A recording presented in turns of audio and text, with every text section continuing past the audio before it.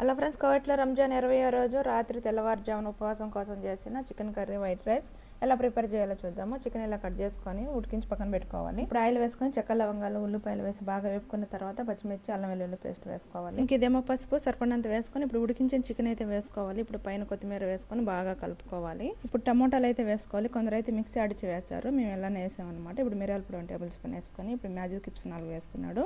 ఇప్పుడు టమోటా కెడిడి 2 వేసుకొని బాగా కలుపుకోవాలి. ఇప్పుడు క్యారీ వేసుకున్నాడు, అంటే మెడ్రాస్ మసాలా. ఇప్పుడు బాగా కలుపుకొని వేడి నీళ్ళు అయితే పోసుకోవాలి. చల్లనీళ్ళు పోయకూడదు అనమాట, వేడి నీళ్ళు వచ్చి తొందరగా ఉడుకుతుంది. ఇప్పుడు మూత పెట్టి ఉడికించుకోవాలి. ఏమో వంకాయలు వేయించి పక్కన పెట్టుకొని ఇలా కర్రీలో పైన వేసుకోవాలి అంతే.